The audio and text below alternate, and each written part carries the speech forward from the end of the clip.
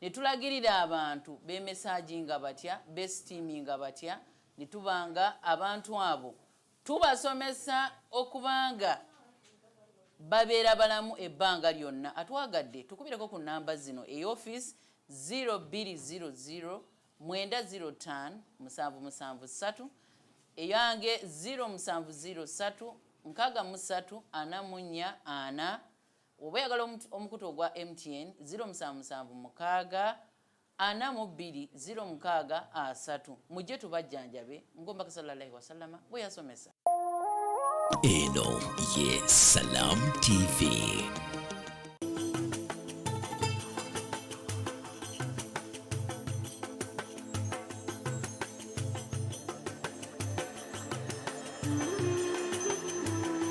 Programu Mukeze ekutusibwako. Cash Telex, a financial firm using the smart technology to deliver value with an exchange platform that enables you buy and sell your shares. Find them at Noor Emporium, Level 3, Suite NE 41 and 46, Mengo Hill Road, Kampala, or call 0759 404 099 or 0757 356 347 or 0782 394 388 or email support@cashtelex.com or visit our website www.cashtelex.com.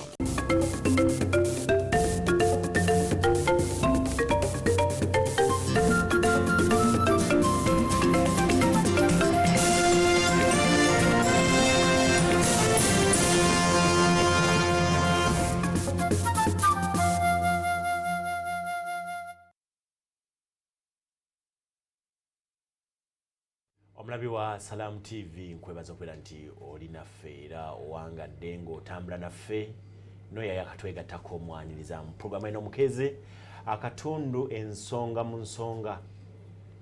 Nina Twiine omwogezi w'ekitongole ekinoonyereza ku mirimu amateeka CID Directorate ekibuli bannannyini kunoonyereza misango. Tugenda kwogera ku bumenyi bw'amateeka na ngeri ki gye tuyinza okubwewalamu kubanga si kirungi kubeera nga tuli nabo. Nze Twaha Mukiibi ekitundu kino saagala kulwawo, njagala nkuwe omukisa weeyanjulira abakulaba ne programu tugende mu maaso. Nsanyuse nnyo okusanga omujasi waffe Twaha Mukiibi naye ndowooza ndi mujasi wa polisi wa UPDF. Masika nsooke njijeko naye nzikiza Abannayuganda nti buli woli olutambula ne masika kubanga obulwadde bukyaliwo, naye wano nategedde nti bafumigatinze ate ne distance weeri. Yes. Nze nakagemu emirundi 2 ninze booster mundi gwa kusatu simaba naye wamalayo.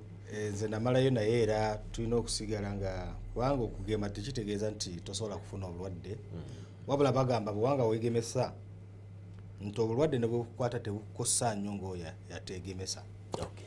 Abalabe baffe abalungi mbalamusiza, tubadde tubulanganye bukya nzija wano nsemba kujja wano ndowooza emyezi kati giwezze ng'esatu era badde mbamiisinga abantu bange bakama bange batuwagira ennyo naddala mu kuzimba salamu yaffe eno n'emisoso gikwatako nga Salamu Charity era mbadde mbamiisinga naye nga nkomyewo mwana wammwe era ndeeta endamisa okuva eri mukama wange Inspector General Police kwotadde n'omukyala atwala ekitongole ekinoonyereza omukyala Grace Akulo naye ng'ate namuseeyo amaanyi ennyo evudde wa mukwano gwammwe omwami gwe njagala buli kaseera mbeere nga mumusabira kubanga aweereza bulungi eggwanga lino ye mukwano gwammwe Afande Kasinja batumide era abaagala nnyo.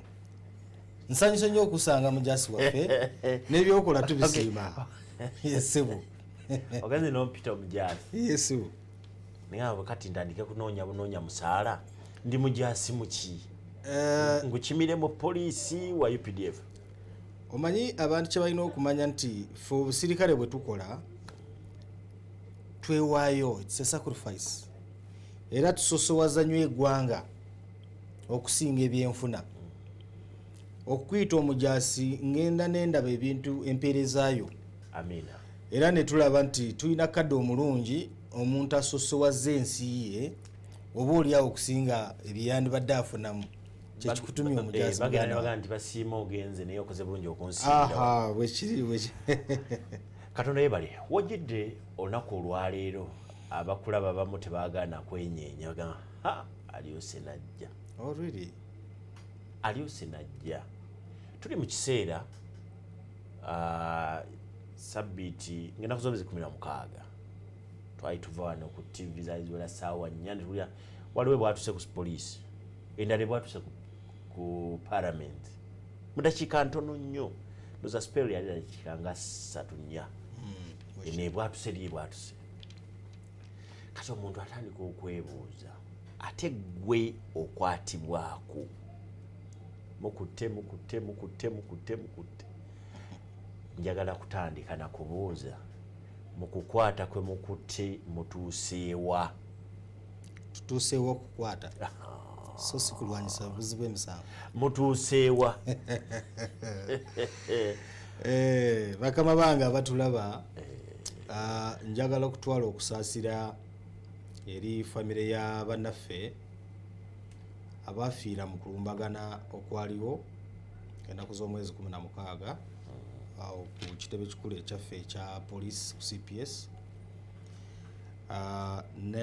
naawo nga ku Jubilee Insurance Raja Chambers along the Parliamentary Avenue obutujjo obwo bwaviiramu abantu baffe bana abatalina musango kubanga bafa bava mu bulamu bw'ensi ne bafiira ddala era ne babaziika era obulumbagano omwo twafunamu abantu 37 abafuna ebisago n'ekyomukisa omulungi era ekitiibwa tukiwa Mukama nti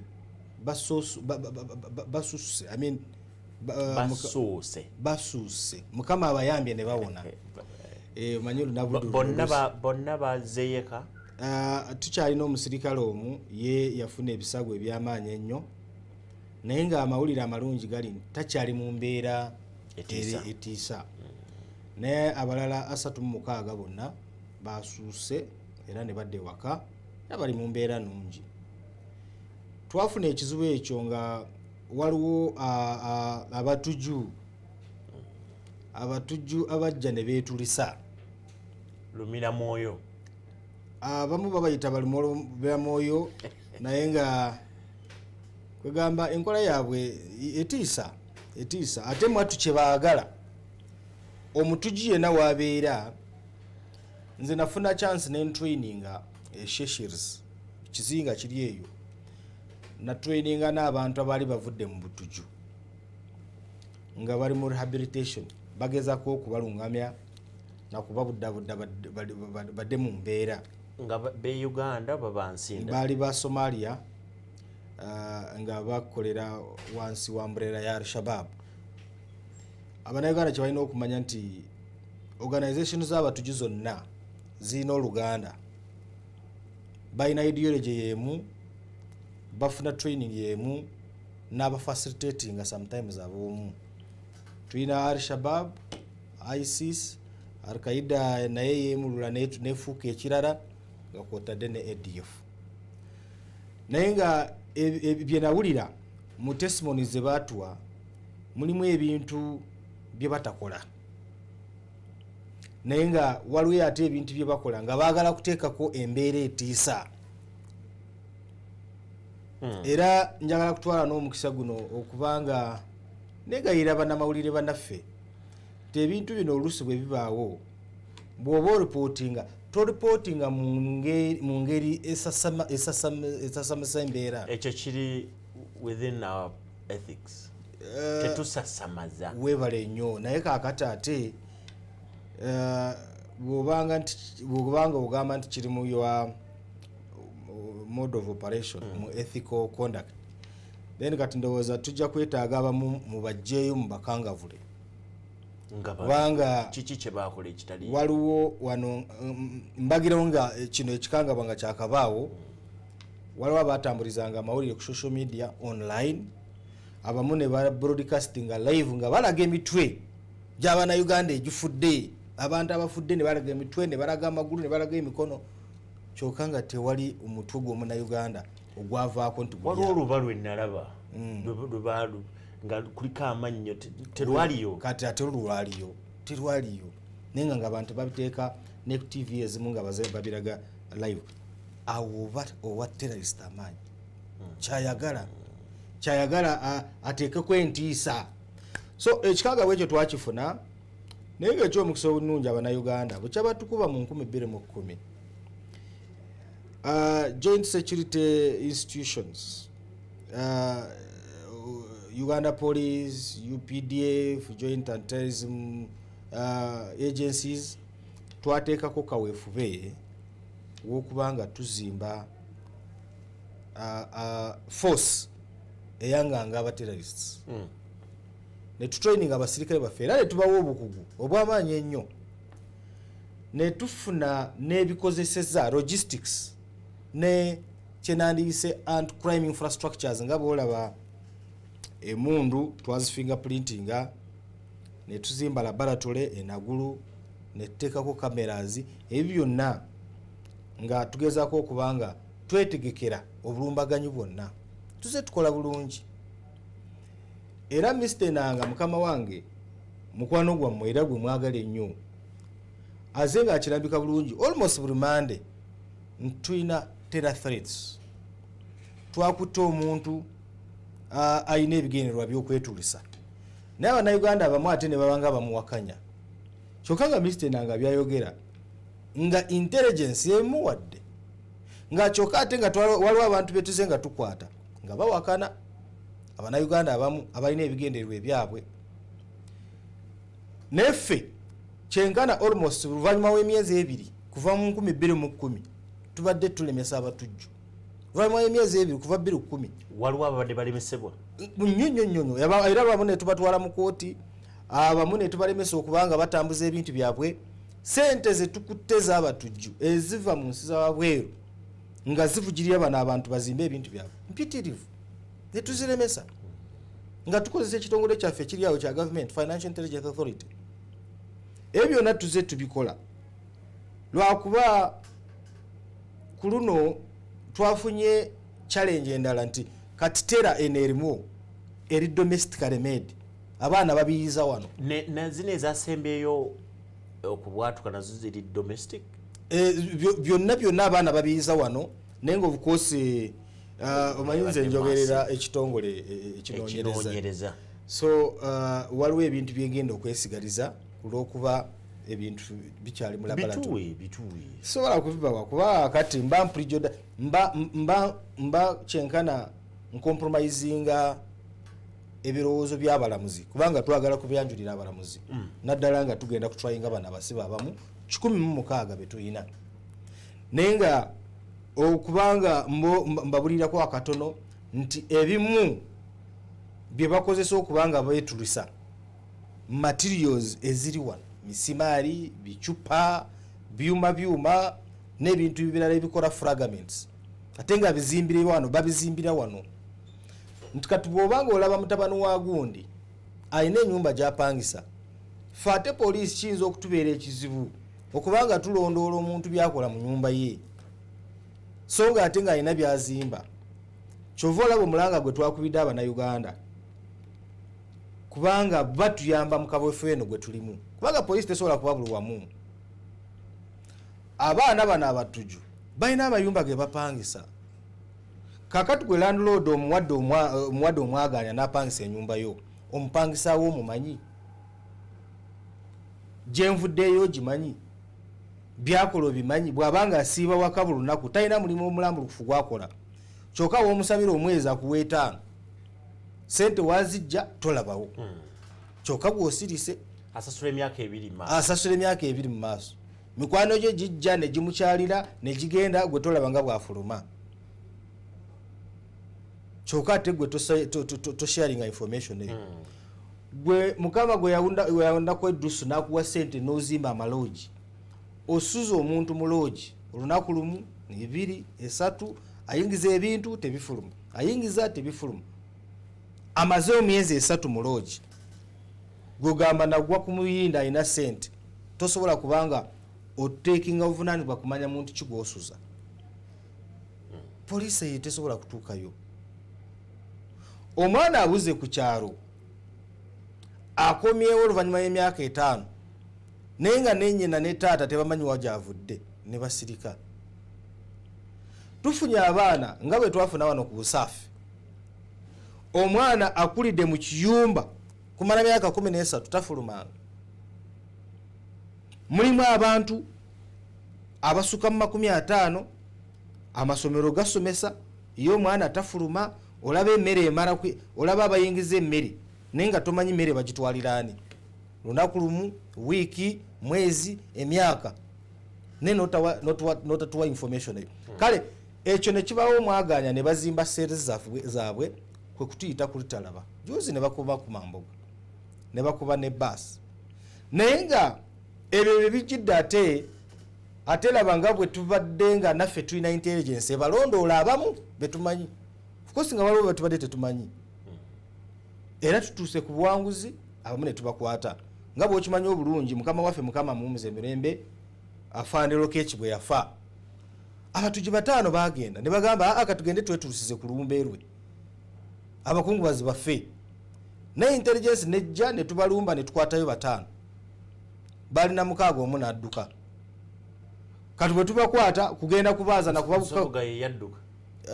Batuga nti Sobuga Hamidi yadduka ne mumufunira wano ku wano gayazi wano ko akamwisi. Kyolina okumanya nti omuntu ye omu yadduka mwabo betwali tunoonya. Naye nga betwakwata ne tubabuuza akana n'akataano ate ne batutwala ne batulaga ku explosives ze bali bayiiya. Ezimu nga zaawedde dda. Ate jjukira nti n'okubanga ogenda kwaza olina okuba mwegendezera kubanga yayinza okutomeza. Jjukira ye yakola endagaano n'abantu be nti alina okufa. So tafaayo oba afa naawe oba afudde atya. So bw'oba omwanganga olina okuba nga oli tactical. Kira muganda wange. Naye eky'omukisa omulungi abo bonna twabakwata era 3 ne batwalibwa mu kooti we twabakyajingira omusango gwa terrorism.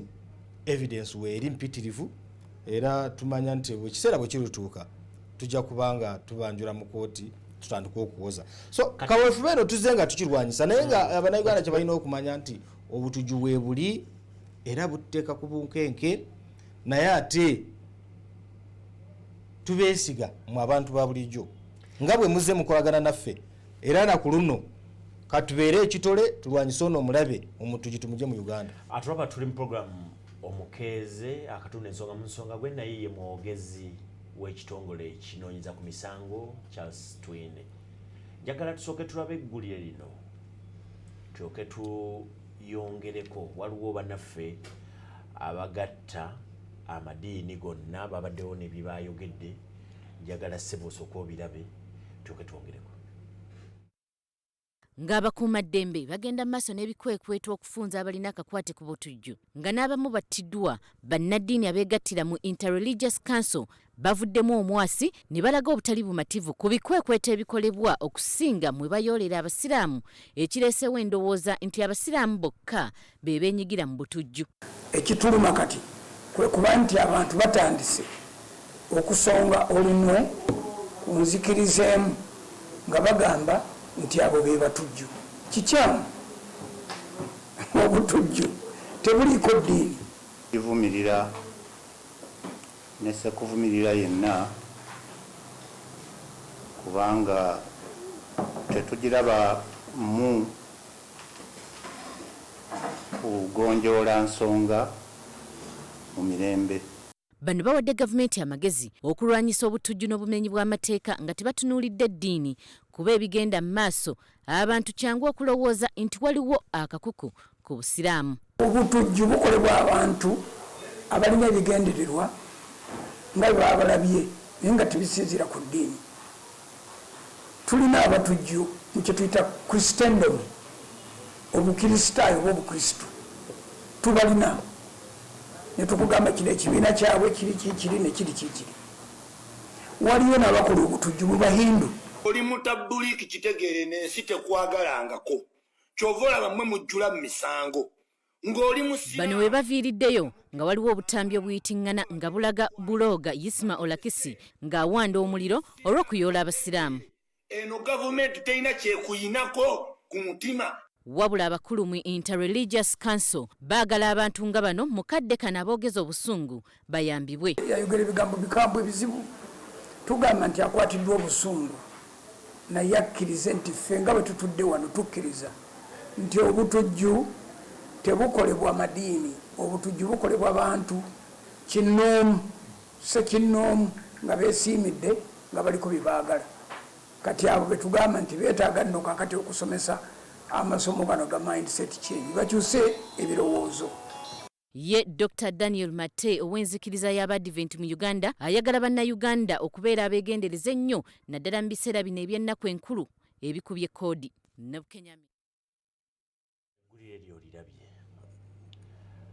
Mu bantu 10 be mwakakwata kuliko abasiraamu bameka? Ffe tetutunulira ddiini, tetutunulira ddiini era kubanga era ne mu butukulu bwaffe tetulina mizigiti era tetulina na kyaki. Kati ffe twandimanyirawo nti ono musiraamu oba mukkiriza. Gwe ayogerera ekitongole kino eno y'endowooza y'abantu, kino kyekiri mu bannayuganda abakutunuulidde kati oyinza otya okubajjamu endowooza eno? Bigambo ki by'osobola okukozesa okukakasa nti okukwatako tekukisinziira ku ddiini? Muganda wange, ekisooka kansooke neebaze abakulembeze abo ab'eddiini bendabye, Dr. Serwadda Joseph ne Deputy Mufit okuvaayo n'eddoboozi eddene ne bavumirira ebikolwa by'obutujju. Era eno ly'eddoboozi lyetwagala. Abannayuganda kye balina okumanya nti ennaku zino buli musango gwonna ogukolebwa, kebeere defilement, kebeere madda, kave bubbi bw'amataka, wavaayo akabonda akamu ne kajja n'ekibooziboozi okubanga batuwudisa nga batujja ku mulamwa. Era bano bajja kujja bagambe nti abantu abakwatiddwa basiraamu. Ekyo bwavaayo abantu nga Deputy Mufit ne Dr. Serwadda ne bavaayo ne bagamba nedda poliisi etunulidde ku bazibu b'omusango. Kati wajja kuvaayo ekyo akabonda akalala kagambe nti abantu poliisi beeri mu kuwenja bakonjo. Ekyo bwe kinaagaana bagambe naye twawulidde ate gwe bakutte, omu bamuyita Walisimbi, omulala bamuyita Serwadda. Bateekewo embeera etuwudiisa etujja ku mulamwa. Naye wabula ffe emisango gye tukola eri mu mateeka. Kituufu munoonyereza. Naye oyo akulaba oyinza kukozesa bigambo ki ebimukakasa nti ddala b'okwata si ba gurupu emu? Bwe mukwata mugoberera ki? Musinziira ku ki? Muva ku ki ogaa nti gundi tumukutte? Operations zaffe zirimu intelligence. Operations zaffe zibaamu red-handed evidence nti omuntu omukwatidde mu kikolwa. Okutte omutujju omu akugambye nga bwe bamwonoona obwongo, naye n'agamba nsirinzekka tubwogenda ekatooke waliyo munange nti oyo abadde abala kutulisa wano na wano. Era bw'ogenda ekatooke n'osangayo omuntu ng'alina ebintu ebyo bye bakozesa okutulisa abantu. Muganda wange njagala nkuwulire. Era buli alina endowooza nti operations abo bannayuganda, abannayuganda abatulaba, buli alina endowooza nti poliisi n'ebitongole ebikuuma ddembe operations zino zitagatinga abasiraamu, oyo muntu mubi nnyo era muntu mulabe ku ggwanga, ku security ya Uganda, kubanga operations zaffe ziri scientific, ziriko evidence. Address y'abasiraamu wano mu Uganda tugimanyi, Old Kampala, Ekibuli ne Nakasiru. Gwe wali owuliddeko obulumbaganyi bwonna obwali bukoleddwako Ekibuli oba Old Kampala oba Nakasiru. Mu poliisi emirimu gyaffe tugikola nga tulina n'abasiraamu abamu bahaaji, abasirikale, abajasi abasiraamu mwebali. Neero operation bwejja tebatunulira muntu ddiini kijaasinza, gwanga kimwava, kala kijalina, najenvuddeewe wabula ffe tutunulira omusango ani yagukola atya. Kiyinzika okuba nga by coincidence nti abantu 10 b'okutte bonna basiraamu. Kiyinzika okuba nti abantu bonna b'okutte bonna bakonjo. Kisoboka nti abantu b'okutte kati nga bano abaali entoloko baali balina amannya ag'ekinyankole. Naye nga ffe tetutunulira amannya go kubanga era omuntu ayinza okukozesa erinnya kubanga ayagala akulemesa operations. Kati bwe tunadda kulinnya omukatuli ky'omutujja ajja kuvayo yeetuma erinnya Badru. Olw'okuba abasiraamu bavuddeyo ne bagamba munanga betongole ebikuumaddembe mutucunya kati ono Badru naye nga mukatuliki ogenda kumuleka ku lw'okuba ataddewo embeera nti abasiraamu bacunya. Ebintu byaffe biriko evidence. Omukulembeze His Excellency the President yagamba mwabalowooza nti bino ebintu byekuusa ku madiini oba ku bukyayi maaso ku lutimbe mugenda kulaba evidence gye mwewuunye. Evidence tugirina eri scientific tugibakutte nayo tugyaseesinze mu laboratory era weeri butereevu. Leka okuwoza kutandike ojja kulaba evidence nawe weewuunye. Njagala tugende tuwummule naye nga tetunaba kuwummula. Kati bano be muba muzudde okugenda okubakwata ate ogenda okulya nti oliba mukubya amasasi ne famire engera ezo order ziva eno gye muli oba bibeera byaba baba bagenze era mukola mutya omusirikale ng'oyo waliwo okumuvunaana kwonna kwaba. Njagala onyambeko ebigambo bino ojja kubitaputa mu Luganda kubanga nyinza obutabujjayo bulungi engeri gye kiri nti nange Oluganda njigawizi. Naye nga buli operation yonna ebaawo egobererwa 4 principles. Tuyina ennyingo 4 zetugoberera nga tonakufulumya sasi. Nya esooka ye necessity bakiyita batya mu Luganda kyetaagisa. Ekyokubiri ye legality kyogenda kukola kiri mu mateeka kikirizibwa. The third one is proportionality. Oyimiridde otya ayimiridde atya tuli tutya amaanyi g'okozesezza gasukawokko katono kwoyo omulabe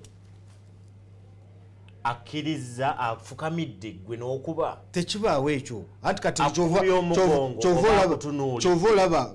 olaba omuntu bwe nkugambye nti tugoberera ensonga ezo 4 esembayo ya accountability nti buli muntu yena akuba essasi ayina okuba nga agobera ennyingo 4 proportionality, necessity, legality and accountability. Wootazigoberera ezo zonna oba okoze omusango. Era ffe buli kufa kwonna okubaawo ffe ng'ekitongole ekinoonyereza tuteekako investigations. Either death inquiry file ono omuntu yafudde atya oba bw'abanga ali mikono gya poliisi tuteekawo kye tuyita corona an inquest okwata omulamuzi n'azimba abanoonyereza be ne bakola investigation eziri independent. Tewali kufa kwe tutalinaako accountability. Njagala tugende tuwummule tukomawo atugoberera tuli mu program omukeeze akatundu ensonga mu nsonga gwe naye ye mwogezi w'ekitongole ekinoonyeza ku misango Charles Twiine. Tukomawo saagala oveewo.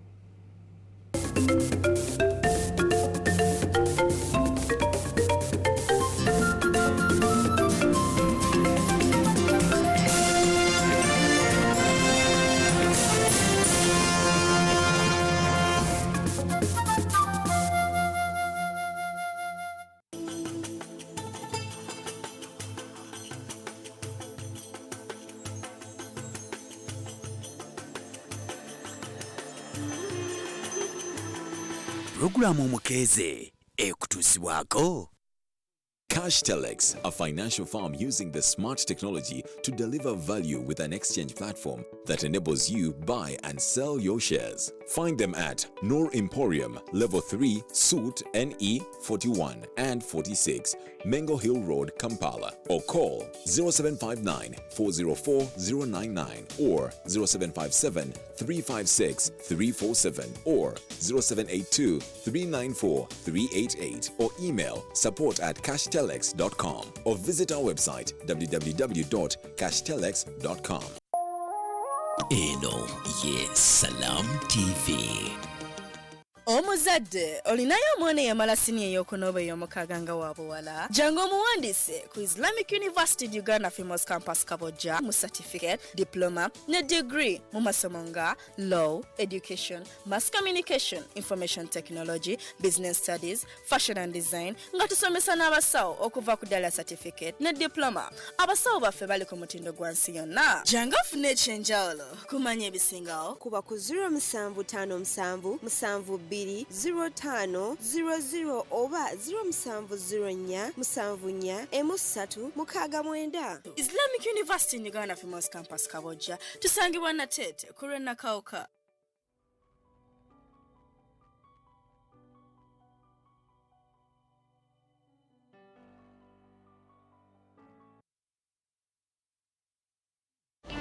Water Homes ekuletedde teknoloji omupya owa septic tank gye bayise biodigester olyoka owone septic tanks enkola enkadde ezikulukuta.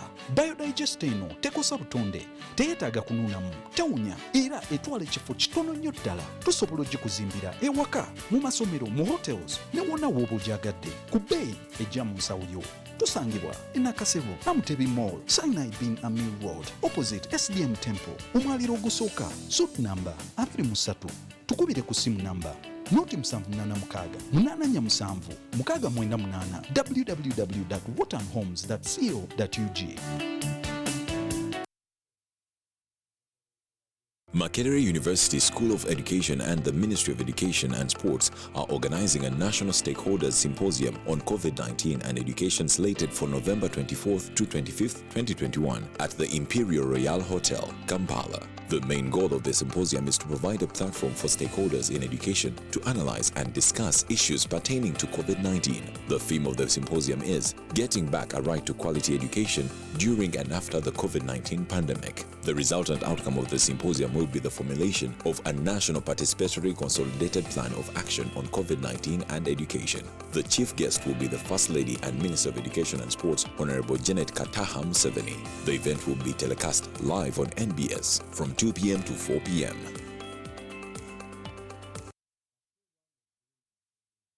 Omusanga mu mmere gy'olya, mu mazzi g'okozesa, mu nnimiro zaffe ne mu mpewo gye tussa yafuuka kyesittaza mu bitundu gye tubeera era waabulabe nnyo eri emibiri gyaffe. Plastic si kizibu kya gavumenti yokka wabula naffe kizibu gye tuli. Plastic akosa obulamu bw'abaana bo, bazzukulu bo n'abazzukulu nakasatwe. Plastic akosa mulembe ku mulembe awatali kusosola gwani wajjobeera. Kiki kyokwa? Plastic fenna atukoseza wamu, tukolere wamu, taasa obutonde. Obubaka buno okutuusibwako Vivo Energy Uganda, National Environment Management Authority, Stanbic Bank ne NBS Television. Eno ye Salam TV.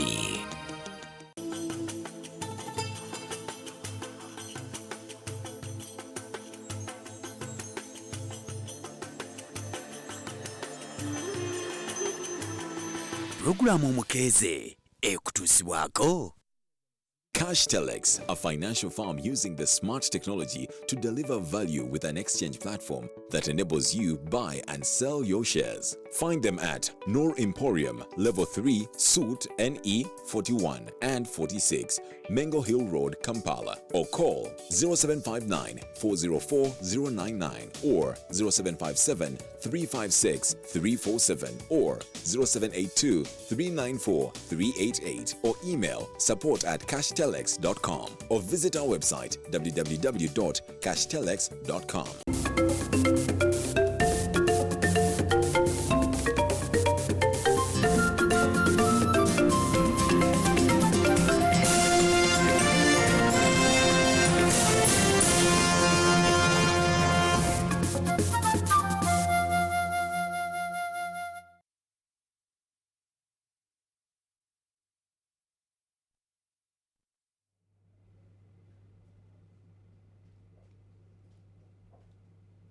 Kulikayo mukumulamu gwatulaba tugera maaso program omukeeze akatonda ensonga mu nsonga nze Twaha Mkiibi nina Charles Twiine omwogezi w'ekitongole ekinoonyeza ku misango okuva ekibuli ku CID headquarters. Wetugenda mu kuwummula obadde okyagezaako okunnyonnyola gaye nti abantu bano oli n'akuba omuntu essasi mwe mubanoonyerezaako waliwo aba alina omusango gwazziza? Well, ekisooka njagadde okujjukiza nti nga bwe tugambye nti buli action eyo neebaawo omusirikale omutendeke alina okuba nga action eyo agikola ng'agoberedde ensonga ezo ennya: legality, proportionality, necessity and accountability. Era nti buli omusirikale yenna atagoberera ensonga ezo ennya n'obwebeemu n'agijjako kati ate abo abaatuyise fe abanoonyereza.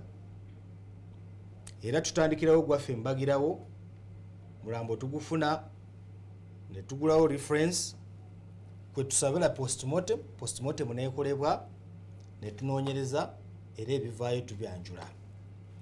Bwe tusanga nti ebivuddemu mutuufu byekuusa ku musango nti omusirikale yakola ensobi oba yazza omusango oba yalaggajjalira, ate matu takinga action. Bannayuganda abamu saagala mwerabire nti obudde nga si bwawala nnyo waliwo omusirikale munnaffe yakola ensobi kwabo abaali bateeberezebwa nti baali bagoberera era nga baagala kutuusako obulabe Honorable Nantaba Aida.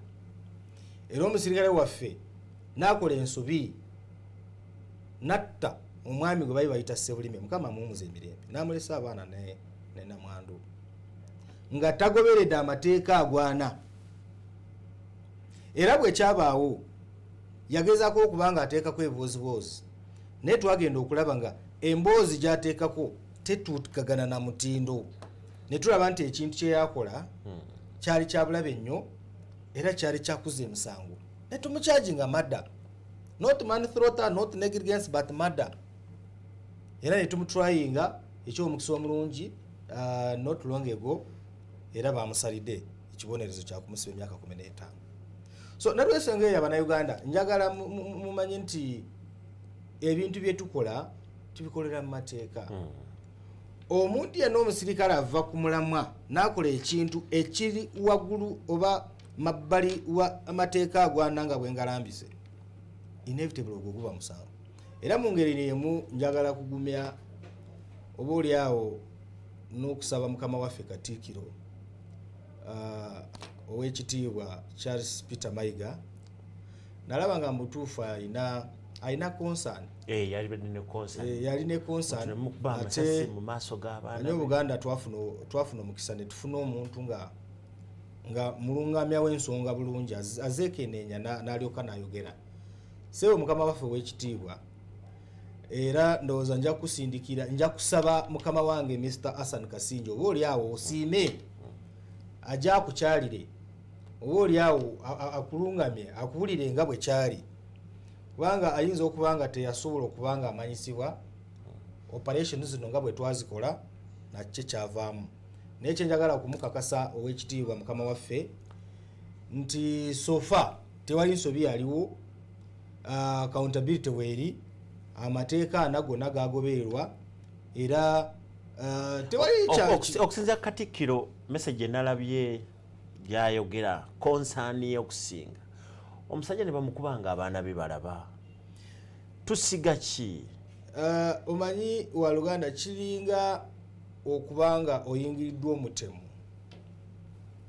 mu makaago ng'olina abaana bato, kyokka ng'ono omutemu azze kusaanyawo obulamu bwo, oba oli awo n'okusaanyawo obulamu bw'abantu bo. Ganda wange bw'ojjayo ejjambiya oba ekisi kyonna n'omutta ng'abaana balaba, tolowooza nti abaana basigala mu mbeera. Naye nga in the circumstance kiki kye wandikoze? Tulina abasibe 106 be tulina mu 5, kyokka abantu abaakafa bali 7. Kyokka ate mu basibe be tulina abamu twabakwata red handed, oba oli awo nti abo be bandibadde basobola na kufa. Naye ate nga tosobola kutta omuntu kubanga ng'olaba eri principle ya proportionality, yes wabulabe nnyo, naye ogenza okulaba nga position gy'olimu omusinga amaanyi n'otasobola kumutta n'omukwata. So bwe tuba nga tulina abantu 106 nga tetwasobola kubatta ate nga bamu babulabe nnyo, ekiba kitegeeza nti oba oli awo bali abaafa abasirikale baffe abali mu operation bagoberera principles ezennya. Every life matters. Tewali muntu gwe twagala afe at all. Wabale gwe mnaffe atambula naffe program omukeeze ensonga mu nsonga Twiine Charles Twiine nze twamukibi nakano katukajjewo njagala nnyo okutambulira ku wale y'abantu ne bye bayogera okusobola okubeera nti bwe tuba tukufunye nakyo kitegeerekeka. Bomu yakabwatuka afiiriddemu yabadde agitambuza mu dakiika 10 Charles Twiine n'oteekayo n'amannya ge mubitegeera mutya mmwe munoonyereza mutya speedi nga nnene. Ndowooza nga sinaya kujja kwako njagala kutwala okulabula eri Abannayuganda oba oliawo n'emikwano gyaffe ab'amawulire twaba mukiibi mujasi waffe era atambulira nnyo mu field era nga bwe nsabye nti musabire nnyo mukama waffe Hassan Kasinja mukwano gwammwe mu ngeri emu nja kusaba musabire nnyo ab'amawulire naddala omujasi waffe ono twaba mukiibi kubanga asaka nnyo amawulire mu field wabula ekyobulabe ekiriwo nti oluvannyuma wa bomu okubwatuka ate abantu bakuŋŋaanya nnyo kugenda kulaba nga lwabadde ekintu ekyo kyabulabe nnyo kubanga experience ffe gye tulina ne experience tetuze tusomaako ne training gye tulina kiraga nti omuntu bw'amala kuba awantu wonna era ebiseera ebingi ateekako bomu endala erina okubwatuka oluvannyuma w'eddakiika 3 wakati w'3 ne 5 ate agiteeka kumpi naawe esoose weebwatukidde n'olwensonga eyo nti gwe bw'oba oli munnamawulire oba omuntu wa bulijjo ojja ku scene of crime kulaba nga bwe lwabadde oyinza okugwa mu second blast ate jjukira kati mwe muba mwekuŋŋaanye mugenderevu kati ate second blast eyo neekola ekintu ky'obulabe nnyo n'olwensonga eyo nti bwe muba nga mufunye explosive tubasaba temwanguwa okuba nga mutuuka bomu weebwatukidde mpozi oba nekyokubiri nti bomu weegirira nti ekola fragments ezimu ziriko factory markings n'olaba nti eno mark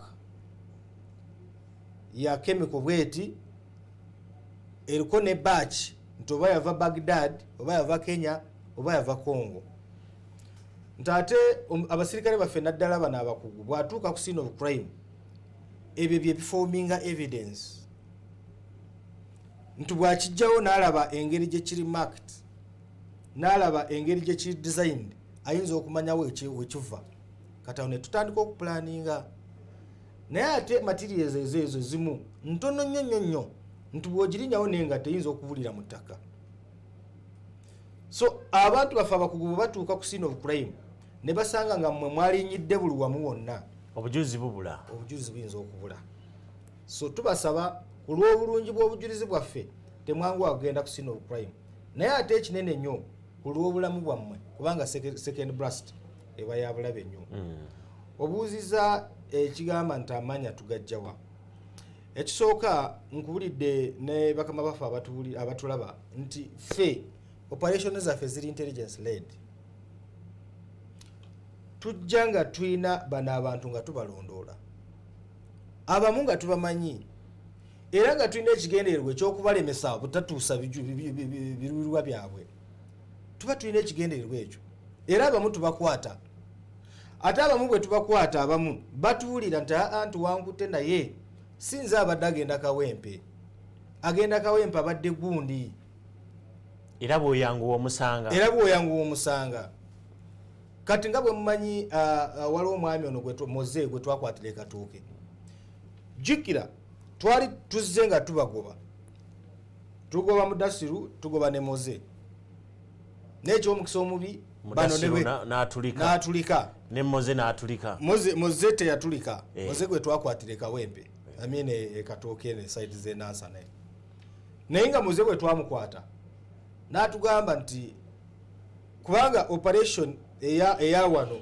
yali egenda mu maaso nga bagoba bano nga waliwo ne operation endala eri nansana era ow'ekatooke bamukwata oluvannyuma w'eddakiika 23 nga bomu emaze okubwatuka wano era n'atugamba era yatuwa n'amanya ago naye nga amanya ge yatuwa ng'olredde tugalina kubanga era twasangibwa nga tubanoonya naye essaawa kubanga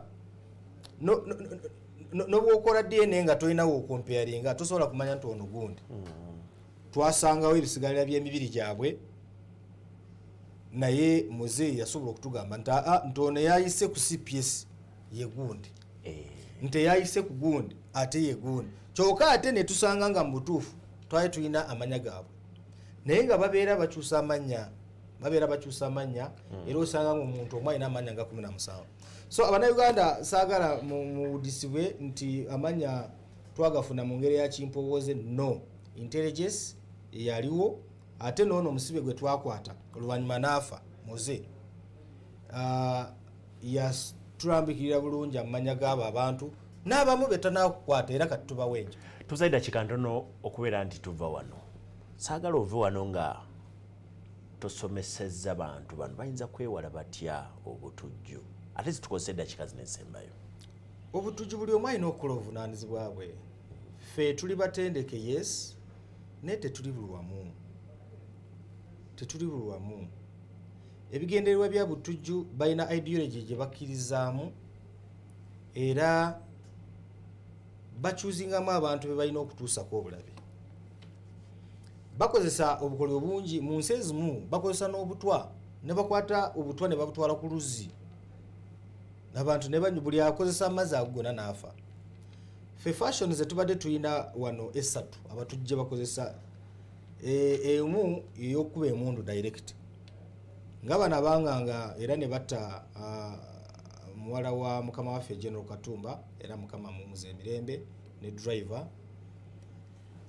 bana bata mukama waffe mukama mumuze emirembe director Kawes n'abalala basheikhs abamu be bakuba amasasi kati ba fashion emu ey'okubiri ku lw'okuba baagala sente operations zaabwe nazo zeetaaga sente nnyo kugula bikozesa kutambula kucommunicatinga kati sente ezimu bazibawa nga baziyisa either ku mobile money oba mu mabanks agamu naye eyo channel tujanganga nnyo era oluusi tugiremesa kati bwe tugiremesa badda mu robberies ne babba direct nga bano ababba ku hardware world not hardware world cheap hardware enansana bazze nga babba nga baagala sente zino zibayamba mu operation zaabwe then oluvannyuma ne batendeka era ne bafuna bano bayise balwatuko bayise suicide bombers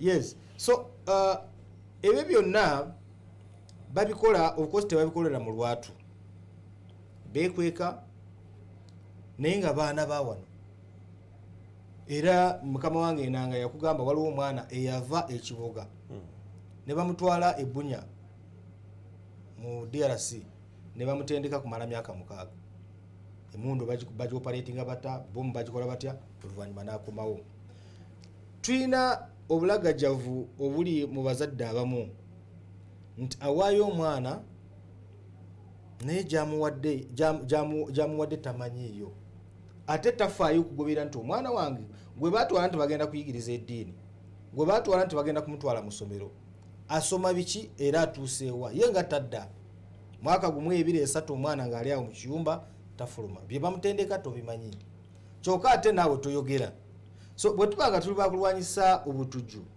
ekisooka bano abatujju tubame supply ya manpower tetubawa abaana baffe ekimu ekyokubiri nti buli muntu yenna gugola bayithawo omutujju ono gwolaba tatambula nti abeera stable none yenyine yatulusa CPS era walaba nga atambula nga amangamanga ng'agira bwati naye ate mu butuufu nga polisi tesobola kumanya nti ono mutujju era oluvannyuma ekyavaamu n'abwatuka so njagala buli omu atuukiriza obuvunaanyizibwa bwe tubeere beerinde tubeere vigilant tumanye omwana ali ku kyalo akola ki atambula naani ate mikwano gye gyani bw'otuukiriza obuvunaanyizibwa obwo naffe ku training gye tulina bwe tukaddako intelligence sikulimba obujju tugigana bulwana Charles Twiine nga tuva wano nze ndi munnamawulire era buli lwe ntula n'omuntu mba njagala ne mujjamu amawulire njagala otubuulire polisi oba CID mu kiseera kino eri mu kunoonyereza ku nsomesa y'eddiini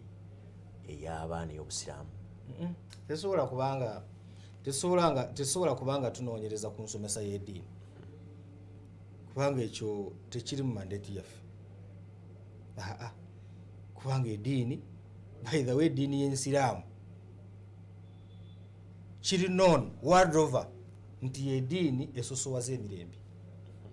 Eddiini y'ensiraamu nkiddamu, ensi yonna ekimanyi nti eddiini yokka ng'ogyeko ebintu ebirala byonna byekola naye ng'esosowaza ekintu ky'emirembe. N'endamusa yaabwe assalaamu alaykum era erimu elementi y'emirembe ate nga bakoledde nnyo emirembe. Therefore tesobola kubanga tutataganya eddiini ensiraamu, naye wabula kye tutasobola kukkiriza kwe kubanga nti waliwo abaana abantu ababatwala ne babayigiriza obutujju ate oluusi ne beekweka oba ne balimba abazadde baabwe nti babatutte kubayigiriza eddiini. Amasomero g'amadarasa tumanyi wawe gali, abamu twasomera mu masomero ago. Tumanyi abantu abasomesa amaddiini eggulo waliwo baimaamu bamaze emisomo gyabwe ekakiri, baimaamu bangi, era ne message gye bavuddeyo bazze nga bagamba katunywere ku pira z'obusiraamu, nga pira gye basosowaza nnyo ya mirembe. So ffe tetusobola kubanga tunoonya abantu abasomesa eddiini, nedda ekyo kive ate nikikafuuwe tetusobola kubaawo. Naye ate omuntu yenna aneekwekanga mu ddiini, kabeere mu katuliki, kabeere mu lokole, kabeere musiraamu, naye nga byakweka ne bizuukika nti mu butuufu bino bikolwa bya butujju, bino bikolwa byekuusa kukuza emisango, butuufu poliisi awo tesobola butajja. Ekitongole kya poliisi mu sabbiiti eyo yennyini kyalangira, mu sabbiiti ey'okubiri eyo ey'omwezi guno gwe tulimu, kyalangira nga ekikomezaawo firing squad ekikuuni ekirabika nti kyali kya mutawaana nnyo gyevuddeko eri emabega. Ku luno kyakomyewo n'enkuba mpya. Kyekino ekikola ekiteeka abantu ku firing squad kyatandisa emirimu. Nze nkugambye nti buli operation yonna ebaawo ne action egoberera ensonga ezo ennya. Bano mikwano gyaffe aba flying squad ekisooka basirikale. Flying squad is just a tool of duty. Bajja vaayo bagende mu doga section, bagende mu fire brigade, bajje mu investigations, bagende mu uniform. Naye twagenda okulaba nti oba oli awo baali balinako ebabulamu era ne tubongera ne tuba y'emirimu. Yes, ate training eri across ne ba DPC bennyini bakava ku training. So mu bintu bye twabayigiriza ate mwezo ze 4 principles ne tuziteeka kwesitira tumukumyewo mugenze mu field proportionality, necessity, legality and accountability. Bwe mbanga mugenda kukola ekintu kyonna mugobere bino ebintu. Njagala kusembayo njagala okuba omulanga nkwadde dakiika 2 abantu bakuulaba, njagala obakubira omulanga ogw'omwanguka kubanga ebikolwa by'obutujju byo tetubyetaaga. Webale nnyo moderator ne management ya Salam TV. TV kati efukidde ddala TV enganzi etunulirwa nnyo bakadde baffe across the country. Wabula njagala basaba nti ene entiisa eriwo ey'obutujju nti yo ya kiseera busezi. Twiine essuubi ennyo era nga bwe tuzze nga tukola nti kasita tukwasiza wamu ng'ekitole ffe ab'ebitongole ebikwasisa amateeka n'ebikuumaddembe namwe abantu ba bulijjo tugenda kutuuka ku buwanguzi. Ebibooziboozi ebiyitamu bakama banga batulaba nti eno operation erwanyisa obusiraamu njagala eyo mugigwane kubanga eyo teriyo. Operation zaffe zitambulira ku intelligence ne evidence. Mu busirikale bwe tukola tulinamu abasiraamu abagenda mu operation nga n'abamu bahaji era nga kiba kive haji okugenda n'atulugunya musiraamu munne. Naye wabula haji gwe tulina ng'omusirikale bw'alaba enkola erwanyisa eddembe ly'Abannayuganda era agenda kugoberera amateeka ago agengubulidde akola operation entuufu. Njagala mutwagale ate mutuwabule bwe mulaba nga waliwo ensobi mutuwabule fe tuli baana tuva mu gye muli mmwe mutuzaala naye ng'ebigendererwa byaffe byokulaba ntuteekako embeera ejja Uganda mu bintu ebigitiisa tukole Uganda buli omu gy'asobola okweyagaliramu. Baagala nnyo era Mukama bankumbe. Tuyanzege omwogezi w'ekitongole kinoonyereza ku misango kya Twiine yoyo wabula kyezizza okwagalamu nti agaye nti tuli baana mutwagale ate mutuwabule tusobole okukola emirimu nga bwe mugyetaaga. Munnayuganda omulimu bwagwetaaga okukola yeebeera enkola entuufu erina okubeera nti emirimu gikolebwamu. Programu Omukeeze akatundu ensonga mu nsonga nze Twaha Mukiibi njagala kusibulira wano obadde mulabe bulungi wabula njagala kukujjukiza nti bannaffe aba Cash Telex bateeramu ensimbi okubeera nti programu eno ebatuukako bulungi ate ne mugigoberera. N'olwekyo tusinkana olunaku olw'enkya lwaki sibasibulira wano mubeere bulungi Katonda batukuumire mweraba.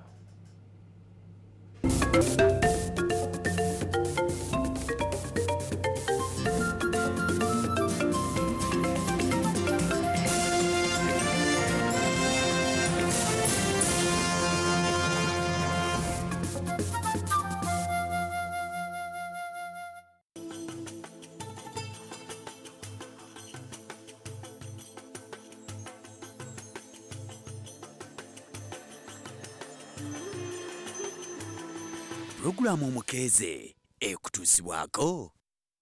Cash Telex, a financial firm using the smart technology to deliver value with an exchange platform that enables you buy and sell your shares. Find them at Noor Emporium, Level 3, Suite NE 41 and 46, Mengo Hill Road, Kampala, or call 0759 404 099 or 0757 356 347 or 0782 394 388 or email support